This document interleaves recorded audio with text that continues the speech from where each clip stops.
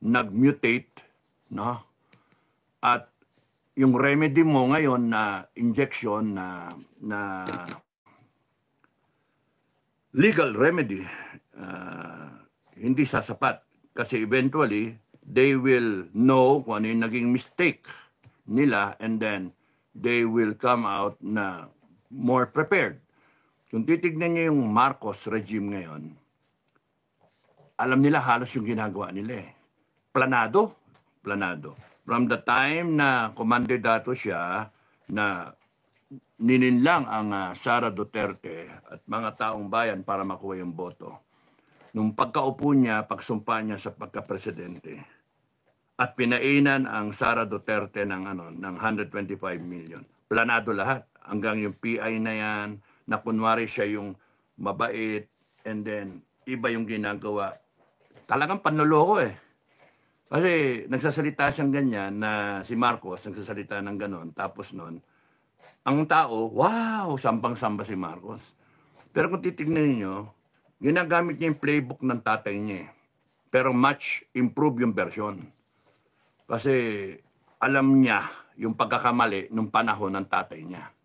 Alam niya na yung military ang naging mitya noon. Yung Defense Secretary, sila Enrile, ang naging mitya. Sila Ramos at saka sila Honasan, yung RAM. Ang siyang nagsimula noon ng mutiny, kudeta, kudeta na bumaklas away from the armed forces. Ni Ber, kontrolado nila. Kita mo yung degree ng control. Tinrate yung mga RUC noon, Regional Unified Command. It's an armed forces within an armed forces. No? Yung buong armed forces, nandyan yung Army, Navy, Air Force, at PC, Philippine Constabulary. Within the PC, minamatch niya yung Army, yung strength ng Army para counterforce lagi. Na nandun yung kanyang si Fidel Ramos, pinsan, no? So, minamatch lagi. Kung 80 yung Army, 80 yung PC. And hinati pa. Kung merong buong armed forces na ganyan, ginawang RUC 1, 2, 3, 4, 5, headed by generals na trusted nila.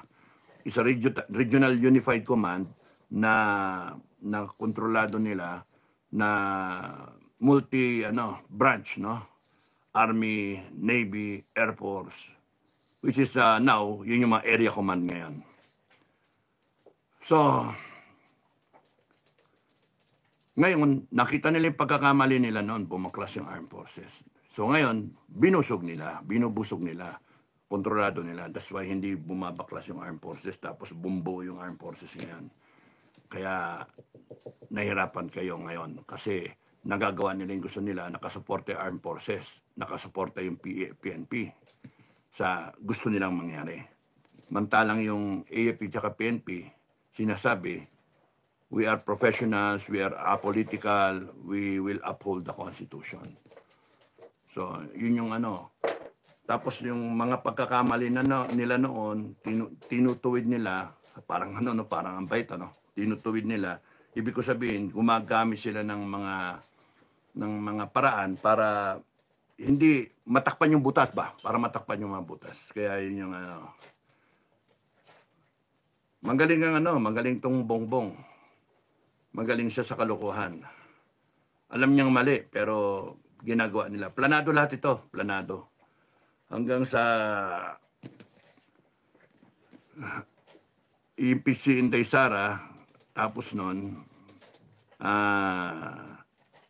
ewan ko kung gigibuhay siya, papa-impeach siya para bye-bye, lipad na siya, meron na silang pera na nakulimbat. Nakabukod na, happily ever after, and then si Tamba. Pero come to think of it, papayag ba siya na bitawan na lang niya basta-basta yan na sira ang pangalan ng Marcos? Sa kanya, baliwala yung pangalan ng Marcos eh. Baka ganun ang dating, no? Malalaman natin kung how it will unfold, how it will end. Kasi sa ngayon,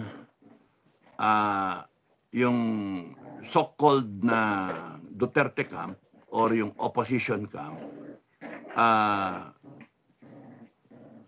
nandun ngayon sa legal remedy. Nandun sila sa legal remedy. Nandun lahat.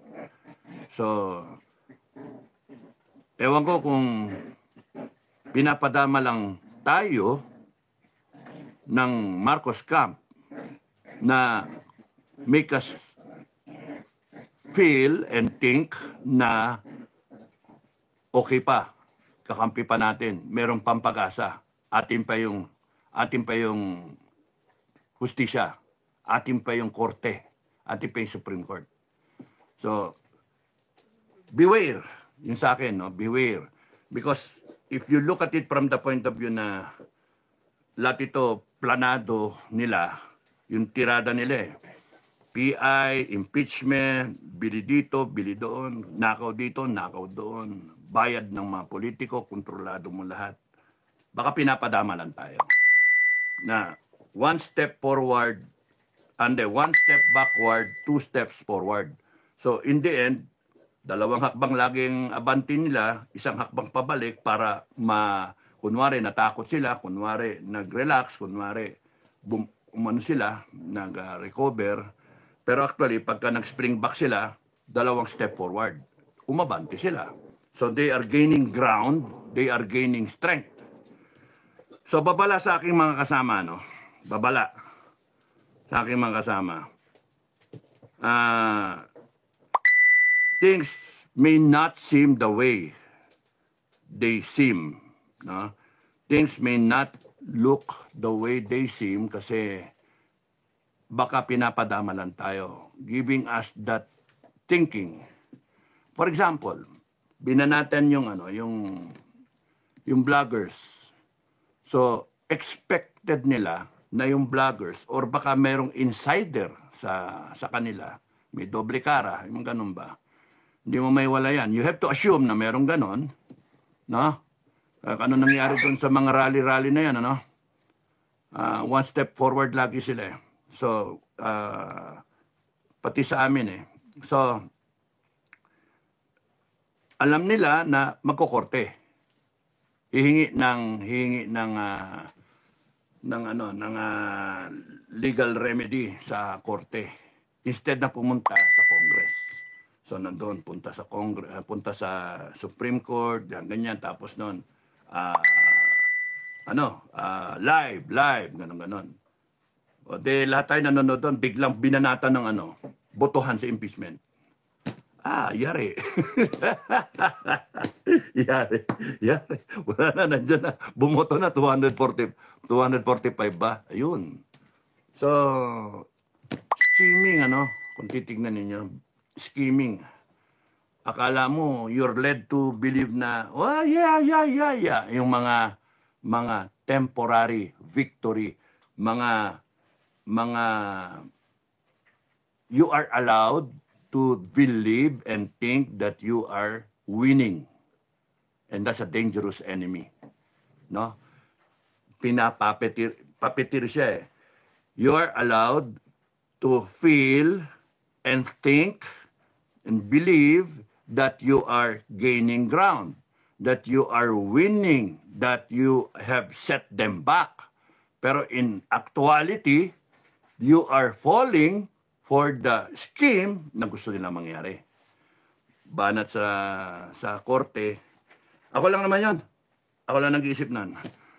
Banat sa korte, tapos nun biglang humugot eh. Biglang, ayan, boto eh.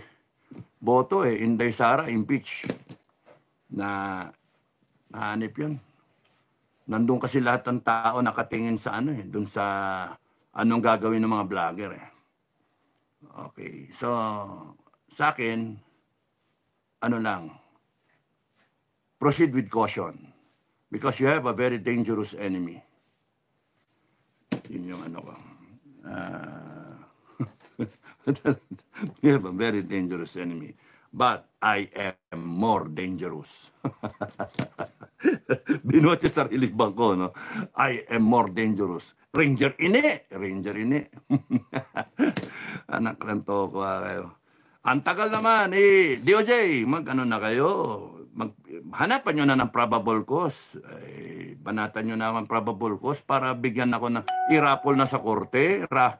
Banatan nyo na ng, ng warrant of arrest ako para yun na ihudyat namin. Tagal eh. Marami na nainip eh sa hudyat. Yun na lang ang hudyat. Pagka lumitaw yung warrant na yan. Saan ka nakakita? Crime na yung yung magsalita. Lintik na yan, Binaboy talaga yung constitution natin eh. Ng mga animal na to.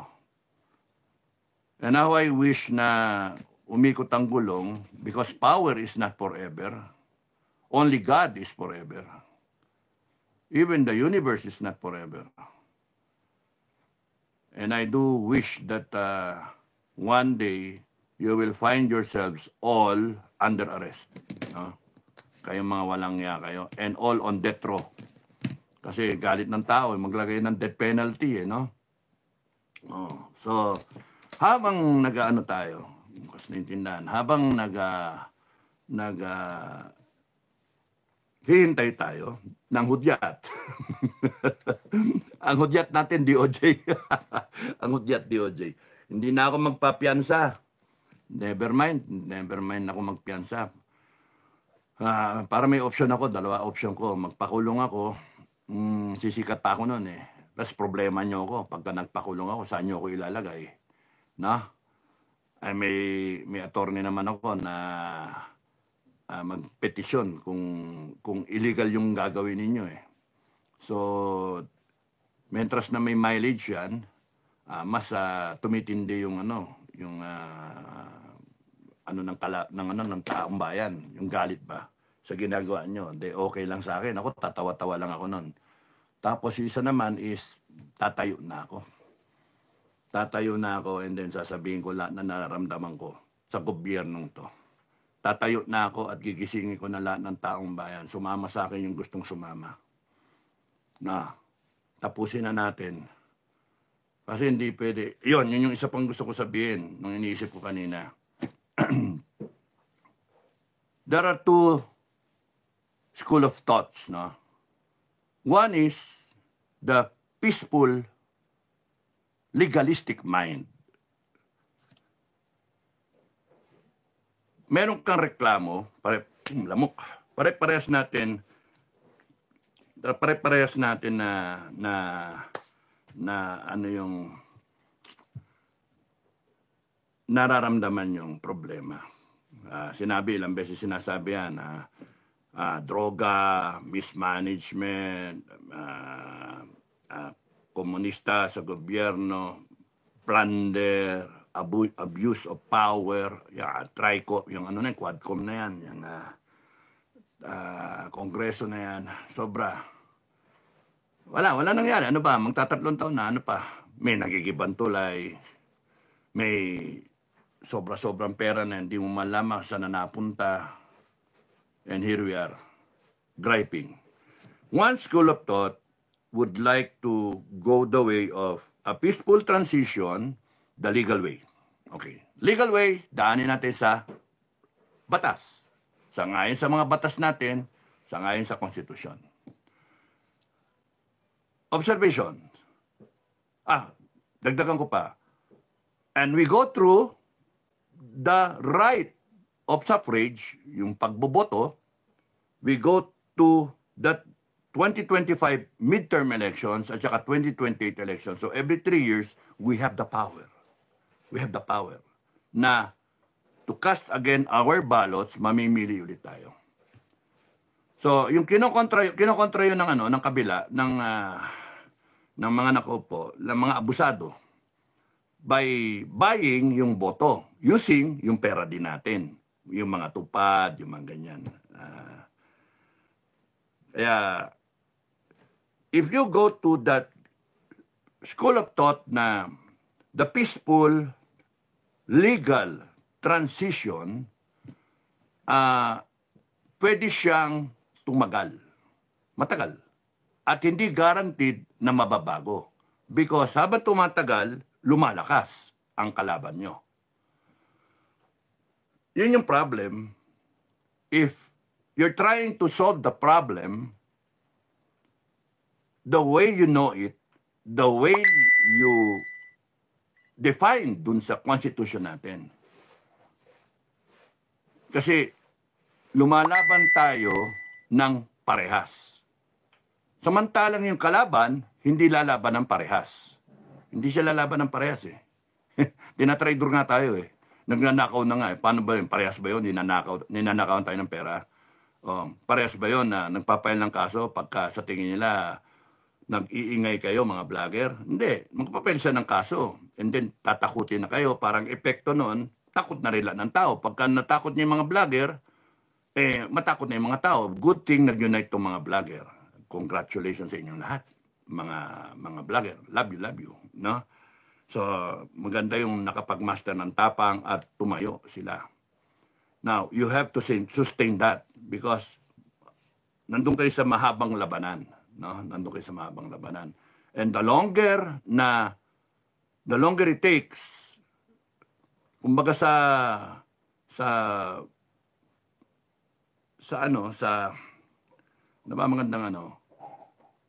kumbaga sa pakonti-konti na patak ng tubig, balang araw, nahuhukay yung semento.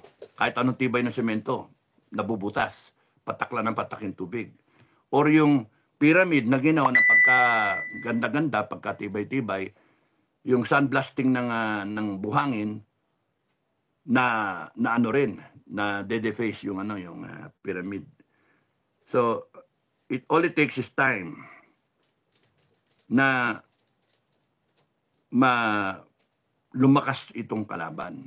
Lumakas itong rehimen na to na patuloy na ini-empower niya sarili niya.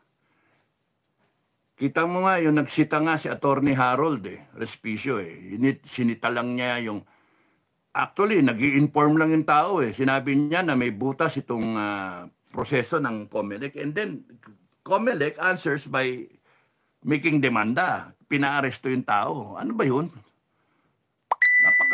Kaya nga ang magiging thinking dyan ng mga gobyerno, no? COMELEC, ang magiging thinking ng tao dyan, dalagang dadayain ninyo yung eleksyon. Kasi yung tao, sinasabi yung butas na internet, tatransmit kayo, pwedeng ma-intercept, and then baguhin yung resulta. Sinasabi niya yung solusyon. Nakita niya yung problema, sinasabi niya yung solusyon, wag mo namang internet. Para pagka tapos na ng counting, nakita ng lahat yung resulta, tsaka nyo ibato. O di tapos na kasi may record na ng counting kung ano yung resulta ng eleksyon. Hindi yung naka-open yung internet, tapos nun, pwedeng madaya. Yun lang yung sinasabi niya. And based on his know-how, based on his job description, expertise niya, level of competency niya, gusto lang tumulong ng tao. And, clap-clap sa'yo, Attorney Harold Respicio, kasi wag ka masira ng tuloy-tuloy lang. Mali yung sagot ng COMELEC. Mali. Tsaka may nakita, may pulis pa doon na nakipile pa no? Mali yun. Kasi kung talagang ang intensyon ninyo, maganda yung eleksyon, credible yung eleksyon, kung ano yung magiging resulta niyan, lahat ng batikos, sagutin nyo. Yun yung doon. Kaya kitang-kita ninyo na two step forward, one step backward. Ganun Ganun yung tugtog nila no? Parang ang dating niyan talaga, yayariin sa eleksyon na yan Yan ang dating Well anyway, yun ang gusto nyo umabot sa eleksyon. So pag umabot sa eleksyon, ako naman, ang observation ko, ang analysis ko dyan, pagka dinaya ninyong eleksyon at ang taong bayan ay naghihintay lang na doon sa eleksyon niya i-express yung kanyang sama ng loob, yung kanyang galit, yung kanyang kagustuhan, yung kanyang desire na baguhin ang bansa nato by starting at the election, at the precinct. Boboto nila yung gusto nila. Isisiro kayo. Tapos may biglang ang zero, Duterte. Zero yung kabila. Tapos kayo, na hindi lumilitaw sa survey, na pinalalabas nyo ngayon na nasa survey kayo pa konti-konti. Tapos nun ginagagawin yung utak ng tao bago nakahanda pa yung pambili nyo ng boto, tignan natin kung ano magiging resulta. Baka umabot yan sa galit ng tao, magrevolusyon ang tao. Wag naman sana. Wag sana. Kasi pag umabot tayo sa revolusyon, yung galit ng tao sobra-sobra na, mauwi tayo talaga sa madugong revolusyon. Wag sana. Yun ang iniiwasan natin. Kasi mawala ng credibility lahat eh. Magkakaroon ng constitutional crisis, etc. Malabo. So, that's one frame of thinking. You do it the legal, constitutional, peaceful way to create change. Question mark yun na, are you sure you really will bring about change by voting a slate na diretso, no, Team Suka, na walang solusyon. Na hindi nga alam yung problema na may artista pa. No? So, ganun din yung kabila. Gusto nila, iboto nyo yung kabila, yung administration candidates. Are you sure? Alam nyo yung problema? Kayo yung problema. Administration, kayo yung problema. Kayo nagnanakaw eh. Kayo nagnanakaw, kayo yung mga walang niya eh. Oh. Tapos gusto nyo i-retain yourselves in power, no? Wala talaga tayong Pilipinas eh. Kaya yung iba, doon tayo sa kabilang frame of thought. It has to be a revolution. Yun yung frame of thought ng iba. Abrupt, decisive, sudden na strike ba? Boom, kuna na. And then, baguhin. And then, mag-transform tayo. Yun yung thinking na ibang Pilipino. Ang nakakatakot doon sa sistema na yon, sa style na yon, meron talagang tatamaan doon. Meron talagang mamamatay doon, both sides. No? Nakakatakot yon. Pero, question, how sure are you na there will be change? Meron bang pagbabago? Kasi dito sa kabila, ang gusto baguhin yung sistema. Dito sa kabila, ang gusto baguhin yung tao. Mas mukhang maganda yung kabila kasi yung sistema ang babaguhin. Yung frame of thought. Dito, ang thinking ng mga tao na ibang kababayan natin, mababago mo lang ang Pilipinas kung yung mismong sistema mawala, yung mababago ba? Yung sistema ng korupsyon, sistema ng abuso, sistema ng pamumulitika, sistema ng mga ayuda, tanggal lahat yan. Sistema ng abuso ng Kongreso, tanggal yun. Sistema ng mga commission on appointment, tanggal yun. Sistema ng droga, komunista, tanggal lahat yan. No? It has to be a reboot, a whole of nation approach, nire-reboot mo lahat, and then, boom, tapos nun, yung isa, 2 taon, siguro isa pwede na eh, na magta-transition tayo, and then, boom, mag-snap election tayo, and then hopefully everything will hold, yung ginawang pagbabago, yun na. And then, ang key pillar doon is death penalty. Isa yun. The Council of Elders, isa yun. Hindi ko na-discuss iba. Baka magkaroon na idea yung yung mga tumatakbo, i-rehash nila magkaloko-loko lalo. Kokopya yung idea pero hindi naman naintindihan. So yun yung compared dito sa kabila, palitan mo yung nagmamando, nandun pa rin yung problema. Nandun pa rin yung problema. Saan kayo? Anong school of thought? 1 or 2? Yung 1, palit lang tao. Ganun pa rin. Yung iba, hanggang sa mamatay, hindi alam kung ano yung problema. Palit lang tayo ng tao, tapos nun, ganun pa rin. Sila naman ang magnanakaw.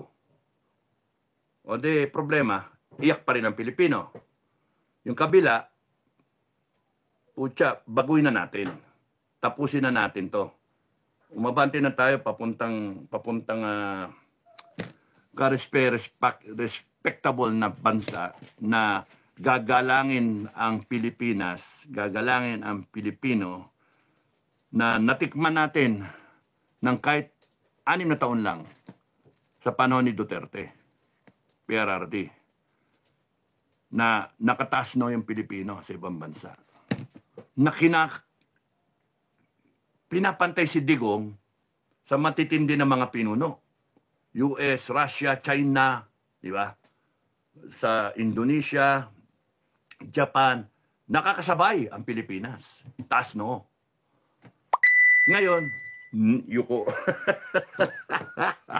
Baka makita may pulbos no? Yun, yuko ngayon na saka nakakita inauguration ng president ng US, hindi inimbita ang presidente ng Pilipinas na 100 years mo ng alay. Hanep, no? Kaya yan. And then, iwas puso itong administration, nakakahiya kayo. Talaga namang obvious nakakahiya kayo.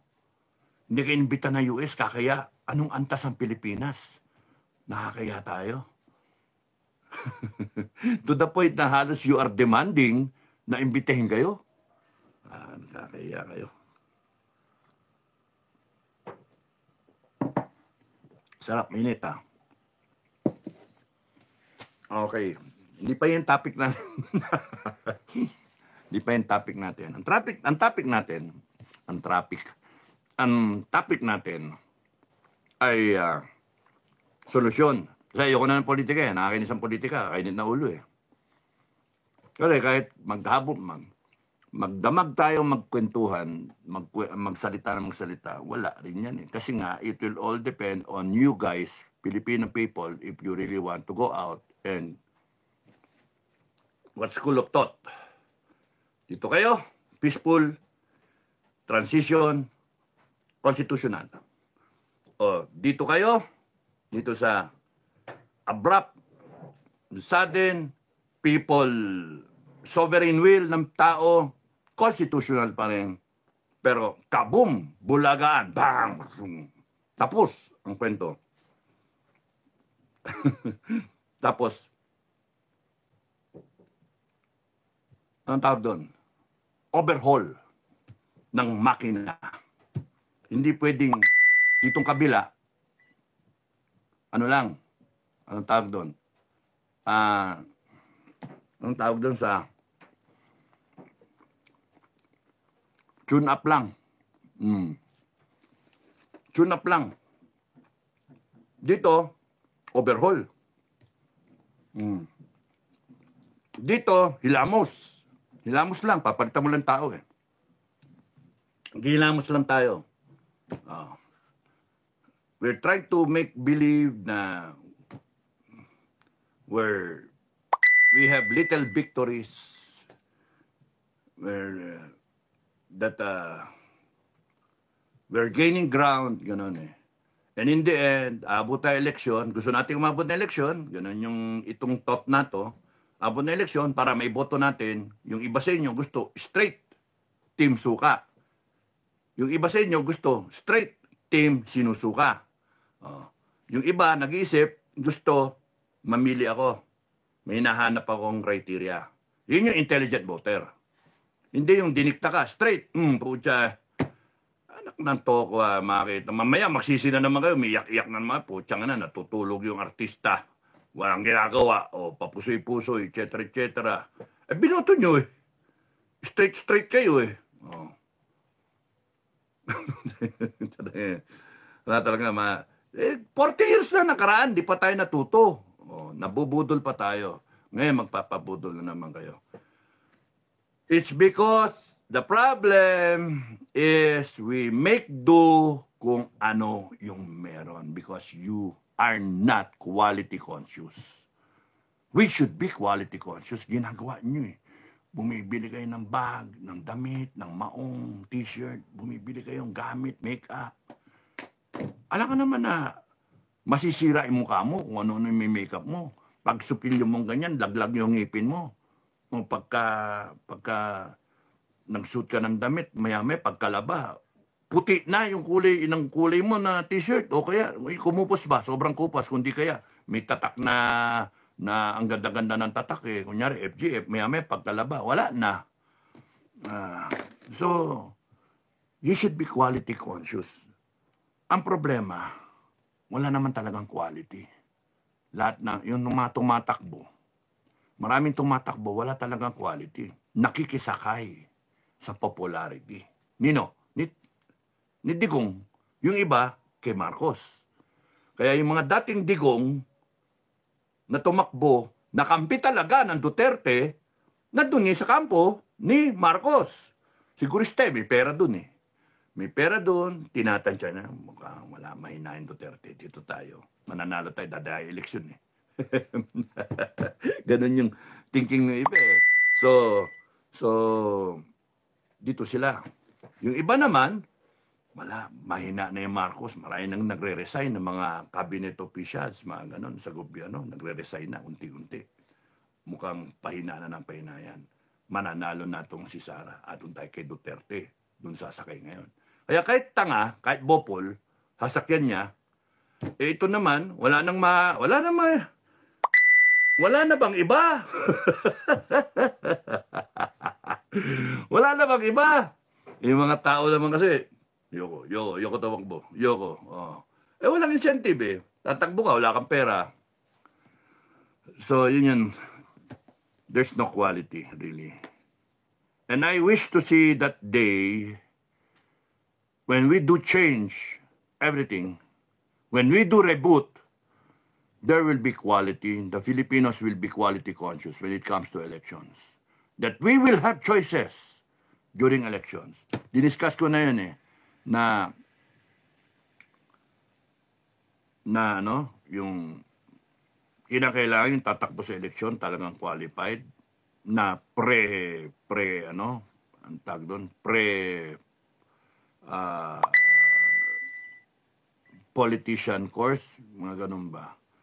Na siya, na vet ng gusto, tapos nun na train ng gusto. So that we will have choice. Imagine if, kunyari, you have 82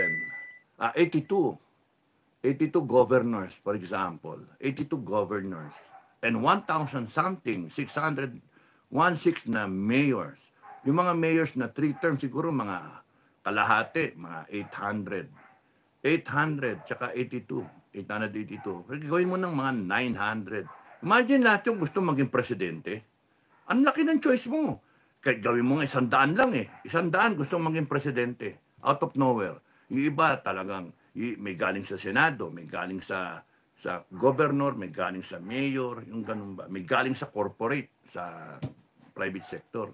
Ang punto, kung yung mga gustong tumakbo, whatever is the level, pasok kayo doon sa course designed for that level of government position na gusto mong pasukan.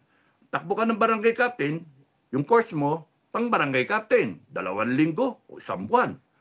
Pasok ka ng mayor, pang mayor yung course mo. 1 buwan, 3 buwan, mga ganun ba? Hindi lang isa-isa, pwede pang may follow-up course, 1 and 2, ganun ba? Takbo ka ng governor, mas malawak yung hawak mo, probinsya. Takbo ka, mga 3 months to 6 months yung kurso mo. Nandun na yung mga specialized na topics, no? Disaster relief, mga ganon. Utilization of optimizing your resources, mga ganon ba? Ano alam ng mga politiko natin? Kasi wala tayong choice. Kaya natin binoboto. Wala tayong choice. Ay, hindi natin topic yun. Hindi natin topic yun. Ang dami ko na sinabi, mga 40 minutes na, wala pa. Maribik, Garciano, hello everyone in the house. No Dep NT, no Jep NT, magandang hapon po, General Dados. Talaga pinopromote niyo ako, ha? Charlie, FGF Canada, musta po Supremo, mabuhay ka po from FGF Canada. Hello Charlie, ha? Thank you. FGF Canada, mabuhay kayo. Magparami lang kayo. Evelyn Berrina, magandang 2 a.m. po sir from Alberta, Canada. 2 a.m.? Huy, daling araw, tulog ka na, Evelyn. Mag-aalas 6 dito, 10 to 6. Tulog na. Bukas ka na manood. Thank you for watching, ha. Mirna59, hello, good afternoon. Jing Unciano, happy Friday, happy Friday. The other day, happy Ash Wednesday, from dusk to dusk. Di ba? So, kayo mga politiko, Ash Wednesday kakaraan lang. Kahit anong ninakaw nyo, bilyon-bilyon, magiging alabok din kayo. Kahit anong ninakaw nyo, may helicopter kayo, dadating kayo langit, nakahubo. No, nakarob lang tayong puti. Kung abutin kayo sa langit, baka diretso kayo impyerno. No? Tingin ko, diretso kayo impyerno. Gusto niyo, samahan ko kayo sa impyerno. Hintayin ko kayo ron. Hintayin ko kayo ron. Hanip kayo. Kahit ako, patayin ko kayong lahat, mapunta lang kayo. Siguro, punta kayo sa impyerno. Di bali kaming mapunta sa impyerno, basta siguraduhin namin na ang Pilipinas ay titino Okay lang Kasi sobrang ginawa nyo talaga. Yung pagnanakaw nyo ginawa, sobrang abuso ginawa nyo. Sobrang abuso talaga yan, mga honorable. Hindi pinalalakpas yun. Kaya, repent. Yun na nga magiging advice ko sa inyo, mga congressmen, senators, abusive officials in government. Repent. Because,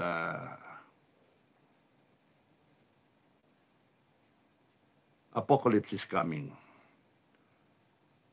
Reckoning is coming. You better repent. Say sorry pag mingi kayo ng tawad sa langit. Because you will all die. Hindi kayo, kahit anong gawin nyo winalang niya yung taong bayan. Sobrang ginawa ninyo. Kayong mga Pilipino na gustong pumasok sa gobyerno, huwag nyo nang isipin yung nagagawin nyo rin yung ginagawa ng mga kriminal na to. Kasi, tingnan nyo kahit pumunta ang taong bayan dito sa peaceful,